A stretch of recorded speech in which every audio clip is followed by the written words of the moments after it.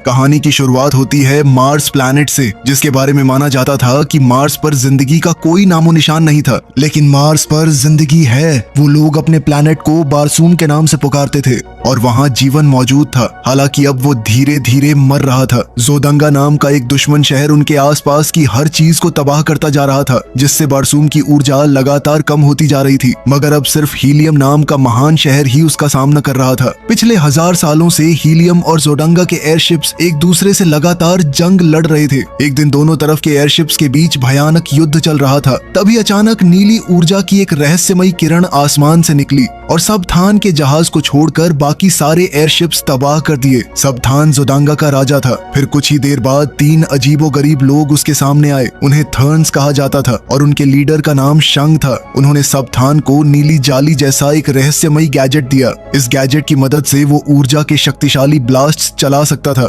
लेकिन जब सबथान ने उस शक्ति से थर्न्स पर हमला करने की कोशिश की तो वो खुद पीछे जाकर जमीन पर जा गिरा। फिर थर्न्स ने बताया कि उन्हें गॉडेस ने भेजा था और गॉडेस ने सबथान को उसकी जंग में मदद करने का फैसला किया था। फिर शांग ने उसे अपनी नई शक्ति आजमाने को कहा। अगले ही पल सबथान ने दुश्मन के एयरशिप्स पर ऊर्जा के धमाके बरसाने शुरू कर दिए और कुछ ही पलों में उसने पूरी लड़ाई जीत ली। वहीं दूसरी तरफ साल 1881 में धरती पर जॉन न्यूयॉर्क की सड़कों पर चल रहा था। तभी अचानक उसने महसूस किया कि एक रहस्यमयी आदमी उसका पीछा कर रहा था। जॉन ने उसे चकमा देने की पूरी कोशिश की और अलग अलग रास्तों से निकलने लगा। उसके बाद वो एक दुकान पर रुक गया और एक टेलीग्राम भेजा। उसने एक्सप्रेस सर्विस चुनी क्योंकि मामला बहुत जरूरी था। कुछ समय बाद उसका भतीजा नेड वो टेलीग्राम पढ़ रहा था। उसके अंकल जॉन ने उसे तुरंत आकर उसकी मदद करने को कहा था। अब नेड बिना देर किए ट्रेन पकड़कर जॉन के घर पहुंच गया। मगर वहां उसकी मुलाकात एक वकील से हुई। वकील ने बताया कि जॉन की अचानक मौत हो चुकी थी और अपनी सारी संपत्ति उसने नेड के नाम कर दी थी। जॉन के शरीर को एक ऐसे क्रिप्ट के अंदर रखा गया था जिसे सिर्फ अंदर से ही खोला जा सकता था।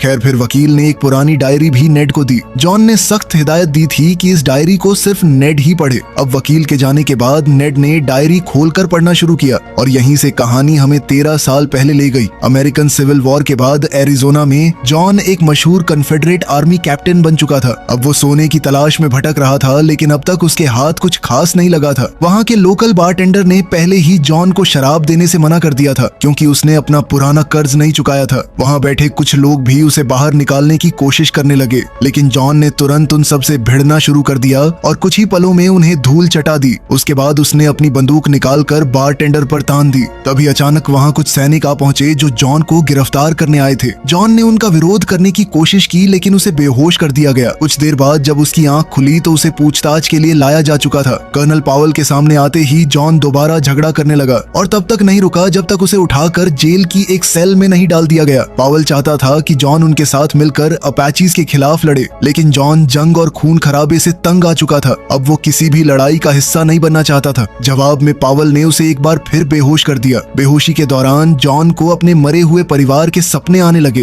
कई घंटों बाद जब उसकी आंख खुली तो उसने गार्ड का ध्यान खींचने के लिए सेल के अंदर ही पेशाब कर दिया। फिर जैसे ही गार्ड पास आया तो जॉन ने उसे बेहोश कर दिया और उसकी चाबियां चुरा ली। फिर वो जेल से फरार हो गया और पावेल का घोड़ा लेकर निकल पड़ा। कुछ ही देर में फौज उसके पीछे लग गई, लेकिन रास्ते में उन्होंने जॉन को एक अपाची सैनिकों के सामने खड़ा देखा। दोनों तरफ के लोग हथियारों से लैस थे और एक दूसरे पर शक कर रहे थे। जल्द ही दोनों तरफ से अलग अलग भाषाओं में बहस शुरू हो गई और देखते ही देखते गोलियां चलने लगी। जॉन ने इस अफरा तफरी का फायदा उठाया और वहां से भागने लगा, लेकिन इसी दौरान कर्नल पावेल जख्मी हो गया। जॉन उसे वहां छोड़ सकता था, पर उसने उसकी मदद करने का फैसला किया। फिर दोनों मिलकर एक घाटी की तरफ भागे और वहां उन्हें एक छोटी सी गुफा मिल गई। जो अपाची उनका पीछा कर रहे थे वो भी वहां तक पहुंच गए, लेकिन जैसे ही उनकी नजर गुफा के ऊपर बने एक अजीब निशान पर पड़ी, वो तुरंत रुक गए और बिना कुछ कहे वहां से लौट गए। ये देखकर जॉन को हैरानी हुई। वो उस निशान को ध्यान से देखने लगा और तब उसने पहचाना कि यह वही स्पाइडर सिंबल था जो उसे सोने की तलाश के दौरान कई बार दिख चुका था। फिर अपनी जिज्ञासा को रोक न पाते हुए जॉन ने पावेल को वहीं छोड़ दिया और गुफा के अंदर गहराई तक जाने लगा। अंदर जाकर उसे एक रहस्यमयी कमरा दिखा जहाँ दीवारों पर अजीब निशान बने हुए थे और उन पर सोने की परत चढ़ी हुई थी। लेकिन तभी अचानक उसके पीछे एक थर्न प्रकट हो गया। उसने बिना चेतावनी दिए जॉन पर हमला कर दिया और दोनों के बीच जबरदस्त हाथापाई शुरू हो गई। लेकिन कुछ ही पलों बाद जॉन ने अपनी बंदूक निकाली और थर्न को गोली मार दी। तब उसकी नजर उस आदमी के हाथ में पकड़े एक चमकते हुए पेंडेंट पर पड़ी। मरने से पहले थर्न ने कुछ रहस्यमयी शब्द फुसफुसाए। तब जॉन ने अनजाने में वही शब्द दोहरा दिए और पेंडेंट को छू लिया। अगले ही पल कुछ ऐसा हुआ जिसकी उसने उसने कभी कल्पना भी नहीं की थी। वो अचानक गुफा से गायब हो गया और जब उसने दोबारा आंखें खोली तो उसने खुद को एक अजीब और अनजान रेगिस्तान के बीच खड़ा पाया। उसने उठकर चलने की कोशिश की लेकिन हर कदम उठाना उसके लिए बेहद मुश्किल हो गया था और खड़े होने के लिए भी उसे कई बार कोशिश करनी पड़ी। जॉन के लिए यह देखना बेहद हैरान कर देने वाला था कि उसकी चाल लगभग हवा में तैरने जैसी लग रही थी। गुस्से में आकर उसने पेंडेंट दूर फेंक दिया और हैरानी की बात यह थी कि उसके बाद वो ठीक से चलने लगा। जल्द ही उसने महसूस किया कि अब वो छलांग लगाकर पहले से कई गुना ज्यादा दूर तक जा रहा था। जॉन को अभी इसका अंदाजा नहीं था लेकिन वो मार्स यानी बारसूम पर आ गया था और वहाँ की कम ग्रेविटी की वजह से वो ये सब कर पा रहा था। कुछ देर बाद जॉन एक पहाड़ी की चोटी पर पहुंच गया। वहाँ उसने अंडों का एक झुंड देखा जिनमें से हरे रंग के 6 बाजुओं वाले बच्चे जन्म ले रहे थे। तभी अचानक थार्क्स का एक झुंड वहाँ आ पहुंचा। वो सब विशाल क्रीचर्स पर सवार थे और खतरनाक हथियारों से लैस थे। उनका नेता टार्कस था जिसकी नजर जैसे ही पेंडेंट पर पड़ी उसने तुरंत जॉन पर हमला कर दिया। साथ ही बाकी थार्क्स ने भी उस पर फायरिंग शुरू कर दी लेकिन जॉन ने एक जबरदस्त छलांग लगाई और उनकी पहुंच से बाहर निकल गया। जॉन की यह ताकत देखकर टार्कस काफी प्रभावित हुआ। उसने तुरंत फायरिंग रोकने का हुक्म दिया और दोबारा जॉन के पास गया। इस बार उसने दिखाया कि वो शांति से बात करना चाहता था। फिर दोनों ने एक दूसरे से बात करने की कोशिश की लेकिन भाषा की दिक्कत के कारण टार्कस को लगा कि जॉन का नाम वर्जीनिया था जो असल में उसका होम टाउन था। टार्कस जॉन को एक और छलांग लगाते देखना चाहता था लेकिन जवाब में जॉन ने उसके हथियार चुराने की कोशिश की। ये देखते ही थार्क्स ने तुरंत पलटवार किया और कुछ ही पलों में जॉन को पकड़ लिया। इसके बाद वो जॉन और उन नए पैदा हुए बच्चों को लेकर अपनी बस्ती में चले गए। वहीं दूसरी तरफ हीलियम में राजकुमारी डेजा अपने नए आविष्कार के बारे में एक भाषण देने की तैयारी कर रही थी लेकिन तभी उसके पिता किंग टार्डोस और उनके मंत्री वहां आ पहुंचे। वो लोग जोदांगा के नए हमलों पर चर्चा कर रहे थे। ये हमले एक अजीब चमकते हुए हथियार की मदद से किए जा रहे थे मगर डेजा ने बीच में बोलते हुए बताया कि उसने एक ऐसा गैजेट बनाया था जो उस नीली ऊर्जा को इकट्ठा कर सकता था। वो उस ऊर्जा को 9th रे कहती थी। अपनी बात साबित करने के लिए उसने उस गैजेट का प्रदर्शन करना चाहा लेकिन काउंसिल के एक आदमी ने चुपके से उस मशीन को झटका देकर खराब कर दिया। नतीजा ये हुआ कि सबको लगा डेजा का आविष्कार फेल हो गया। इसके बाद टार्डोस ने मंत्रियों को वहां से भेज दिया। फिर उसने डेजा को बताया कि जंग रोकने का सिर्फ एक ही तरीका बचा था और वो था सबथान से शादी करना। ये सुनकर डेजा बेहद परेशान हो गई। उसने अपने पिता को समझाने की बहुत कोशिश की लेकिन टार्डोस ने उसकी एक न सुनी। उल्टा उसे अपने लोगों को शादी की तैयारियां शुरू करने का हुक्म दे दिया। खैर कुछ देर बाद बाहर वही मंत्री जिसने मशीन खराब की थी वो अपना असली रूप दिखाने लगा। वो असल में एक थर्न था और अपनी रूप बदलने की शक्तियों का इस्तेमाल करके हीलियम पर नजर रख रहा था। दूसरी तरफ जॉन थार्क्स की बस्ती को बहुत ध्यान से देख रहा था, खासकर तब जब उसने उन्हें उन नए पैदा हुए बच्चों को लेकर आपस में लड़ते देखा। फिर टरकास ने सबको हुक्म दिया कि 16 नाम की लड़की को एक बच्चा दे दिया जाए। उसी दौरान हाजुस ने जॉन को मारने की कोशिश की लेकिन टरकस ने तुरंत उसे धक्का देकर पीछे हटा दिया क्योंकि उसका कोई साथ देने वाला नहीं था। इसके बाद टरकस ने जॉन से दोबारा कूद कर दिखाने को कहा मगर जॉन ने फिर भी उसकी बात मानने से इनकार कर दिया। फिर उसे बच्चों के साथ एक गुफा में भेज दिया गया जहाँ उसे जंजीरों से बांध दिया गया। फिर रात को 16 उसे मिलने आई और उसे एक खास ड्रिंक पिलाया। उसका असर ये हुआ कि जॉन थार्क्स की भाषा समझने लगा मगर इसके तुरंत बाद वो बेहोश हो गया। जब जॉन की आंख खुली तो रात का समय था और उसके सामने वूला नाम का एक अजीब सा कुत्ते जैसा एलियन खड़ा था। पहले तो जॉन उसे देखकर घबरा गया लेकिन वूला कुछ ही देर में उसका दोस्त बन गया। फिर जॉन ने अपनी जंजीरों से छुटकारा पाने की कोशिश की और किसी तरह वहाँ से निकल गया लेकिन वूला उसके पीछे पीछे चलता रहा। जॉन जितनी भी दूर भागने की कोशिश करता वूला कुछ ही पल में उसके पास वापस आ जाता। अपना पेंडेंट ढूंढने की उम्मीद में जॉन कुछ आवाजों का पीछा करते हुए आगे बढ़ा और एक थार्क पार्टी तक पहुंच गया। तभी वूला ने बीच में घुसकर सबका ध्यान अपनी तरफ खींच लिया। थार्क्स ने वूला को मारना शुरू कर दिया। ये देखकर जॉन उसे बचाने के लिए सीधे लड़ाई में कूद पड़ा और गलती से एक थार्क को ही मार डाला। इसी दौरान सबने उसकी जबरदस्त कूदने की कला भी देख ली लेकिन अगले ही पल थार्क्स ने उसे गिराकर काबू में कर लिया। मगर जब जॉन ने उनकी भाषा में बात की तब सबको समझ आ गया कि 16 ने उसकी मदद की थी।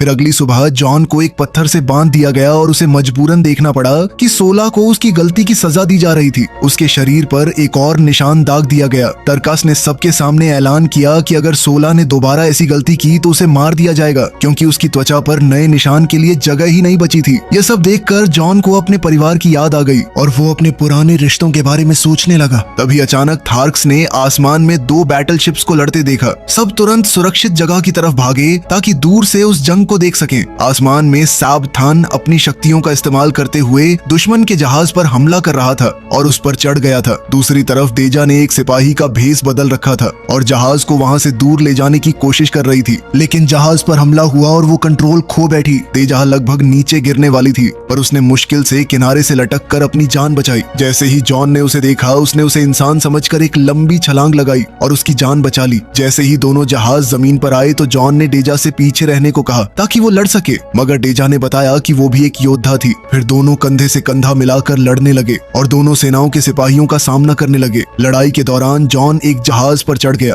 और उसकी तोप का इस्तेमाल करते हुए दूसरे जहाजों पर गोलाबारी करने लगा। उसके हमलों से कई जहाज टकरा कर तबाह हो गए। इसके बाद साबथान सीधे जॉन के सामने आ गया और दोनों के बीच जबरदस्त लड़ाई शुरू हो गई। लेकिन कुछ ही देर में साबथान जॉन पर भारी पड़ने लगा और उसे आसानी से हरा दिया। जब साबथान जॉन को मारने ही वाला था कि तभी थार्क्स ने जहाजों पर गोलीबारी शुरू कर दी। इस अफरा तफरी का फायदा उठाकर जॉन ने एक लंबी छलांग लगाई और वहां से बच निकला, जबकि बचे हुए कुछ जहाज वहां से भाग गए। इसके बाद थार्क्स ने जॉन को अपना योद्धा मान लिया और उसे डोटार सोजात यानी राइट आर्म्स का सम्मान दिया। ये देखकर हाजुस गुस्से से भर गया। जॉन ये सम्मान ठुकराना चाहता था क्योंकि वो दोबारा किसी जंग का हिस्सा नहीं बनना चाहता था, लेकिन तरकस ने देजा को धमकी दी और जॉन को मजबूरन उस सम्मान को स्वीकार करना पड़ा। फिर थार्क्स गिरे हुए जहाजों को लूटने निकल पड़े, जबकि डेजा जॉन की ताकत और उसकी कूदने की कला को लेकर काफी उत्सुक थी। उसने जॉन से कहा कि वो उसके लोगों को भी ये कला सिखा दे, मगर जॉन ने साफ कह दिया कि वो किसी के लिए काम नहीं करता। खैर, फिर डेजा ने इस ग्रह पर समुद्रों की कमी का जिक्र किया।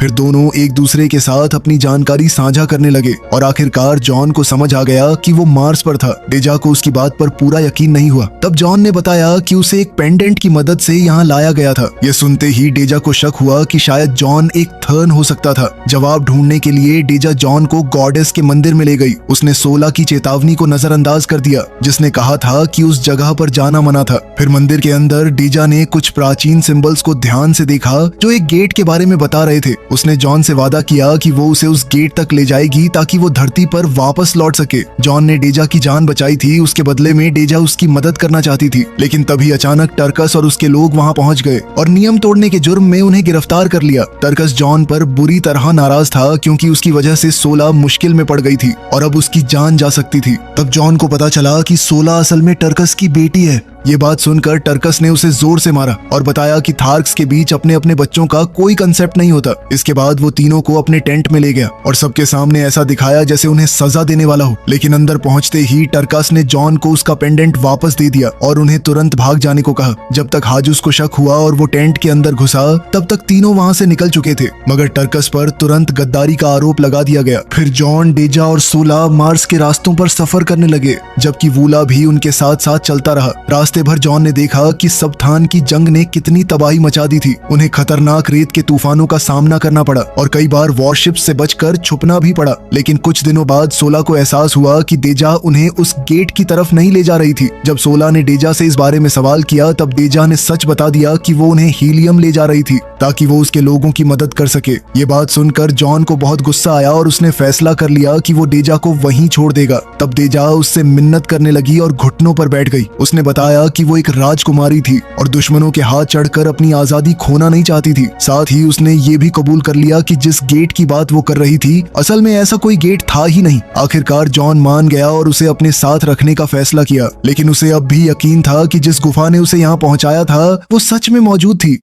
वहीं दूसरी तरफ शांग को डेजा की लोकेशन की खबर मिल चुकी थी और उसने उसका पीछा करने की तैयारी शुरू कर दी। कुछ देर बाद वो तीनों एक पवित्र नदी तक पहुंच गए। यहाँ वो लोग आते थे जो अपने पापों का प्रायश्चित करने के लिए पानी में कूदकर अपनी जिंदगी खत्म कर देते थे ताकि उन्हें स्वर्ग मिल सके। 16 भी उनके साथ जाना चाहती थी, लेकिन जॉन ने तुरंत उसे रोक दिया। जॉन ने कहा कि अगर तुम सच में अपने पिता की इज्जत करती हो तो अपनी जिम्मेदारी निभानी पड़ेगी तुम्हें और उसकी मदद करनी होगी। उसके बाद तीनों एक नाव में बैठकर नदी के रास्ते आगे बढ़ गए। वूला को उन्हें पीछे छोड़ना पड़ा। फिर सफर के दौरान उन्हें एक अजीब सी विशाल स्ट्रक्चर दिखाई दी जिसे डेजा ने पहले कभी नहीं देखा था। जॉन एक बड़ी छलांग लगाकर डेजा को उसके ऊपर ले गया और जैसे ही वो वहाँ पहुंचे जॉन का पेंडेंट चमकने लगा और पूरी स्ट्रक्चर एक्टिवेट हो गई। तब साबित हो गया कि ये एक मशीन थी। अचानक उसका एक रास्ता खुल गया और दोनों अंदर चले गए। अंदर पहुंचकर देजा ने पेंडेंट की मदद से सोलर सिस्टम का एक डायग्राम एक्टिवेट कर दिया। तब उसे पता चला कि वही नीली ऊर्जा जिसे वो नाइन्थ रे कहती थी, उसका आकार बिल्कुल उस मकड़ी जैसा था जो जॉन ने गुफा में देखी थी। फिर एक और चौंकाने वाला सच सामने आया। जॉन असल में धरती से मार्स तक भेजी गई अपनी ही एक कॉपी था। ये सब समझने के बाद देजा को एहसास हुआ कि सैब थान को थर्न्स की मदद मिल रही थी और पहली बार उसने सच में मान लिया कि जॉन धरती से आया था। इस राज्य को और समझने के लिए डेजा को जॉन को हीलियम ले जाना जरूरी लगा। जॉन को मनाने के लिए उसने उसे किस कर दिया, लेकिन उस पल जॉन को अपनी मर चुकी पत्नी की याद आ गई। तभी अचानक थार्क्स की एक सेना वहां पहुंच गई। उनके बीच शांग भी था जो एक थार्क का रूप लेकर आया था। खतरा देखते ही जॉन ने डेजा को पकड़ा और दोनों एक लंबी छलांग लगाकर वापस अपनी नाव तक जा पहुंचे। फिर वो वूला से मिलने और वहां से बच निकलने के लिए नदी के रास्ते भागने लगे, लेकिन थार्क्स ने तुरंत उनका पीछा शुरू कर दिया। इसी दौरान जॉन को वो दर्दनाक दिन याद आ गया जब वो घर लौटा था और उसने अपना घर तबाह पाया था। उसका पूरा परिवार उससे छीन लिया गया था। अब वो किसी और अपने को खोना नहीं चाहता था, इसीलिए उसने डेजा से भाग जाने को कहा, जबकि वो खुद वूला के साथ मिलकर दुश्मनों का सामना करने के लिए वहीं रुक गया। इसके बाद एक भयानक जंग शुरू हो गई। अपने परिवार की मौत का दर्द और गुस्सा जॉन के अंदर फिर से जाग उठा था। इसी ताकत के साथ वो दुश्मनों पर टूट पड़ा और धीरे धीरे पूरी लड़ाई में भारी पड़ने लगा। वो एक के बाद एक कई योद्धाओं को हरा रहा था और मैदान में तबाही मचा दी थी। लेकिन तभी अचानक हीलियम का एक विशाल जहाज वहां आ पहुंचा और लड़ाई रुक गई। किंग टार्डोस अपनी बेटी देजा से दोबारा मिला और उसने बताया कि वो सब थान के साथ था। असल में सब थान ऐसा दिखावा कर रहा था जैसे वो शांति से आया हो और उसे सिर्फ राजकुमारी की सुरक्षा की चिंता हो। अपनी बात साबित करने के लिए उसने अपनी तलवार देजा को दे दी। देजा ने गुस्से में उसे मारने की कोशिश की, मगर आखिर में उसने अपने लोगों की भलाई के लिए उससे शादी करने का फैसला स्वीकार कर लिया। फिर जहाज सबको अपने साथ ले गया, जिसमें जॉन भी शामिल था। लेकिन किसी को पता नहीं था कि वूला और सोला मिट्टी के नीचे छुपकर बच निकले थे। कुछ घंटों बाद जॉन की आंख एक शानदार कमरे में खुली। कमरा सैनिकों से पूरी तरह घिरा हुआ था। तभी डेजा के खास फौजियों में से एक उसके पास आया और धीरे से कहा कि मुझे बंदी बना लो। जॉन ने उसका साथ दिया। फिर कुछ गार्ड्स को पीटने के बाद दोनों बाहर निकल गए। बाहर पहुंचकर उस सिपाही ने जॉन से कहा कि उसे एक खास टावर तक जंप करना होगा। फिर दोनों किसी तरह डेजा के कमरे तक पहुंच गए। जब दोनों को अकेले बात करने का मौका मिला तब डेजा ने जॉन से अपने लोगों के लिए लड़ने की गुजारिश की, लेकिन जॉन ने साफ मना कर दिया। तब डेजा ने उसे उसका पेंडेंट वापस दे दिया और उसे वो शब्द सिखा दिए जिनकी मदद से पेंडेंट का सही इस्तेमाल किया जा सकता था। जॉन ने उन शब्दों को दोहराना शुरू कर दिया, मगर उसी वक्त गार्ड्स कमरे में घुस आए। जब देजा ने पलटकर देखा, जॉन वहां से गायब हो चुका था। उसे लगा कि जॉन धरती पर वापस लौट गया था, लेकिन असल में जॉन छत के ऊपर छुपा हुआ था। वहां से निकलने के लिए जब वो एक कॉरिडोर में आगे बढ़ा तब उसका सामना शांग से हुआ, जो किसी और का भेस बदले हुए था। शांग जॉन को एक पालकी में बिठा कर ले गया। सफर के दौरान उसने धरती के बारे में ऐसी बातें बताई जिससे साफ था कि वो उस दुनिया के बारे में काफी कुछ जानता था। फिर उसने एक और रूप धारण कर लिया ताकि दोनों शादी के जश्न देख सके।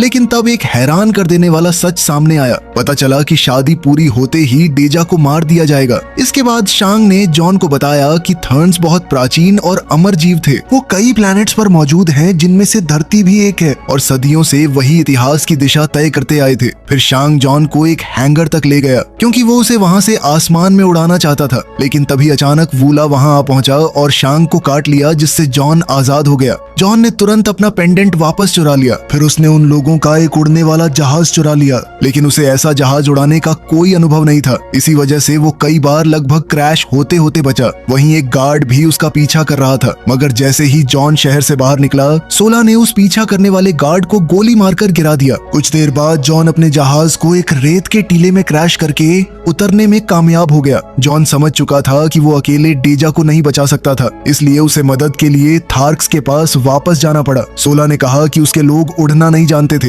लेकिन जॉन ने उसे मजबूर कर दिया कि वो उसके साथ वापस चले। लेकिन जब दोनों गांव पहुंचे तब उन्हें तुरंत गिरफ्तार कर लिया गया, क्योंकि अब हाजूस सत्ता में आ चुका था। अब उन्हें एक कैद खाने में डाल दिया गया और वहां पहुंचकर उन्होंने देखा कि टरकस भी कैद में था। सोला को वापस देखकर टरकस बहुत गुस्सा हुआ, लेकिन वो जॉन को मार नहीं सका क्योंकि कोलिसियम की एक लड़ाई हारने के बाद उसकी ताकत काफी कम हो चुकी थी। खैर कुछ ही देर बाद जॉन और टार्कस को कॉलिसियम में ले जाया गया। वहाँ उन्हें दो बेहद खतरनाक सफेद एप्स के सामने लड़ने पर मजबूर किया गया। सोला अपने पिता और जॉन को यूं मरते हुए नहीं देख सकती थी, इसलिए वो भी मैदान में कूद पड़ी और सीधे टार्कस के पास पहुंच गई। जॉन के पैरों में जंजीर बंधी हुई थी, इसलिए वो कूदकर बच नहीं सकता था, लेकिन एप्स के कई हमलों से बचते बचते उसने किसी तरह अपनी जंजीर खोल दी। फिर उसने जंजीर के आखिर में बंधे पत्थर का इस्तेमाल करके एक एप को मार डाला। इसके बाद उसने जमीन पर पड़ी एक तलवार उठा ली। जब दूसरा एप उस पर झपटा तब जॉन ने एक ही वार में उसका काम तमाम कर दिया। ये देखकर पूरी भीड़ उससे प्रभावित हो गई, मगर इसके तुरंत बाद जॉन ने हाजुस को ललकारा। हाजुस इस लड़ाई से बचना चाहता था और वो मना करने लगा, लेकिन भीड़ ने उसे नियमों की याद दिला दी। मजबूरन हाजुस को चुनौती स्वीकार करनी पड़ी। फिर जैसे ही हाजुस ने हमला करने के लिए छलांग लगाई, जॉन ने एक ही वार में उसका सिर धड़ से अलग कर दिया। उसी पल पूरा मैदान उसकी जीत का जश्न मनाने लगा। फिर जॉन ने सबके सामने एक भाषण दिया। उसने कहा कि इस ग्रह को बचाने के लिए उसे योद्धाओं की जरूरत थी। ये सुनते ही भीड़ उसके साथ जंग में जाने के लिए तैयार हो गई। वहीं दूसरी तरफ डेजा की शादी की रस्में शुरू हो चुकी थीं। जॉन थार्क्स को लेकर जोदांगा पहुंच गया, लेकिन वहां पहुंचकर पता चला कि पूरा शहर खाली था। असल में शादी हीलियम में हो रही थी। ये जानकर टार्कस ने गुस्से में जॉन को थप्पड़ मार दिया। उसने कहा कि अब वो लोग वक्त पर नहीं पहुंच सकते थे और थार्क्स उड़ भी नहीं सकते थे। खैर निराश होकर जॉन अकेला ही एक लाइट फ्लायर लेकर निकल पड़ा। कुछ समय बाद वो सुरक्षित तरीके से हीलियम पहुंच गया। लाइट फ्लायर की वजह से सबको लगा कि वो भी वहीं का रहने वाला था। फिर जब डेजा सबथान की पत्नी बनने ही वाली थी, तभी जॉन खिड़की तोड़कर अंदर आ गया और शादी रोक दी। सबथान ने तुरंत अपनी सेना को बुलाने के लिए आदेश भेज दिया। फिर वो डेजा को घसीटते हुए वहां से भाग निकला। अगले ही पल हीलियम के सिपाहियों और जोदांगा की सेना के बीच भयानक जंग छिड़ गई। लड़ाई सड़कों पर भी हो रही थी और मंदिर के अंदर भी। इसी दौरान डेजा ने सबथान पर हमला किया और उसे मजबूर कर दिया कि वो उसे छोड़ दे। तभी एन वक्त पर जॉन ने आकर उसकी जान बचा ली। इसके बाद दोनों मिलकर जंग में उतर पड़े और जॉन का सामना सीधे सबथान से हुआ, जहां दोनों के बीच जबरदस्त हाथापाई शुरू हो गई। ऐसा लग रहा था कि सबथान अब ये लड़ाई जीतने वाला था, लेकिन तभी एक जहाज मंदिर से टकरा गया और पता चला कि थार्क्स ने आखिरकार उड़ना कबूल कर लिया था। अब थार्क्स और हीलियमाइट्स मिलकर लड़ रहे थे, इसलिए वो जोदांगन्स पर भारी पड़ने लगे। इस दौरान जॉन सबथान पर झपटा और उसका हाथ पकड़कर उससे सच उगलवाने की कोशिश करने लगा, लेकिन तभी नीली रोशनी वापस सबथान के शरीर में लौट गई और कुछ बोलने से पहले ही उसकी जान ले ली। वही रोशनी अब जॉन को भी प्रभावित करने लगी। असल में पास ही शांक एक थार्क का रूप लेकर उस रोशनी को कंट्रोल कर रहा था, लेकिन डेजा की तलवार ने अचानक उसे रोक दिया। अब शांक तुरंत डेजा का रूप लेकर उसे उलझाने लगा। जैसे ही जॉन वहां पर पहुंचा तो नकली डेजा ने असली को धक्का देकर नीचे गिरा दिया। शांक ने भी इस मौके का फायदा उठाया और खिड़की से भाग निकला। उधर टार्कस को जमीन पर पेंडेंट मिला। जैसे ही उसने उसे उठाया, जॉन उससे मांगने लगा, लेकिन उसी वक्त असली जॉन सामने आ गया और वो और टार्कस मिलकर भेस बदल कर आए शांक पर टूट पड़े। शांक तुरंत गायब हो गया। आखिरकार लड़ाई खत्म हो गई और हर तरफ इस जीत का जश्न मनाया गया। जब सब कुछ शादी के लिए तैयार ही था तो जॉन ने अपनी पुरानी वेडिंग रिंग उतार दी। फिर उसने डेजा से शादी करने की बात कही। डेजा ने खुशी से हाँ कर दी और पूरी भीड़ जश्न में डूब गई। फिर शादी की रात के बाद जॉन ताजी हवा लेने बैल्कनी में गया। वहाँ उसने पेंडेंट को दूर फेंक दिया और मान लिया कि अब वो मार्स का जॉन बन चुका था। तभी उसकी मुलाकात एक गार्ड से हुई, लेकिन वो गार्ड असल में शांग निकला। शांग ने तुरंत जॉन को छुआ और उसे वापस धरती पर भेज दिया। अचानक जॉन की आंख उसी गुफा में खुली जहाँ से सब शुरू हुआ था। कई साल बीत चुके थे और पावल कब का मर चुका था। तब जॉन ने चट्टान पर बने मकड़ी के निशान के शब्दों को दोबारा बोलने की कोशिश की, लेकिन इस बार कुछ भी नहीं हुआ। इधर प्रेजेंट में नेड ने पूरी डायरी पढ़कर खत्म कर दी। कई सालों तक जॉन एक नए पेंडेंट की तलाश करता रहा जो उसे दोबारा मार्स ले जा सके। बहुत मेहनत के बाद उसे ऑकनीज में एक सुराग मिला, लेकिन वो जानता था कि थर्न्स अब भी उसका पीछा कर रहे थे और अलग अलग रूप बदलकर उस पर नजर रखे हुए थे। तभी जॉन ने एक खास योजना बनाई। उसने बीमार होने का नाटक किया और एक खास जहर की मदद से अपने शरीर को बिल्कुल मरा हुआ दिखाया ताकि लोग उसके शरीर को क्रिप्ट में रख दें। उसने कुछ खास निर्देश भी छोड़ दिए थे जिनका सच सिर्फ नेड को पता चल सकता था। ये सब जानकर नेड हैरान और परेशान हो गया। वो तुरंत क्रिप्ट की तरफ दौड़ा। फिर उसने टेलीग्राम में दिए गए कीवर्ड्स का इस्तेमाल करके क्रिप्ट को दोबारा खोला, लेकिन अंदर देखकर उसके होश उड़ गए। क्रिप्ट पूरी तरह खाली थी। उसी पल एक थर्न उसके पीछे आ खड़ा हुआ, लेकिन उसके हमला करने से पहले ही गोली चलने की आवाज गूंजी और थर्न वहीं ढेर हो गया। तब जॉन अपनी छुपने की जगह से बाहर निकला। उसने नेड को बताया कि उसने नेड के बहाने थर्न को चकमा दिया ताकि थर्न को बाहर निकाला जा सके, लेकिन बाकी पूरी योजना पहले जैसी ही थी। जॉन ने मरे हुए थर्न से पेंडेंट उठाया, फिर उसने नेड से कहा कि वो उसके असली शरीर की हिफाजत करे। इसके बाद जॉन क्रिप्ट के अंदर चला गया और फिर क्रिप्ट को हमेशा के लिए बंद कर दिया गया। आखिर में जॉन ने वो खास शब्द बोले और इसी के साथ वो दोबारा मार्स लौट गया। यहीं कहानी खत्म होती है। वीडियो पसंद आई तो लाइक कर देना, चैनल को सब्सक्राइब कर लेना। मिलते हैं अगली वीडियो में।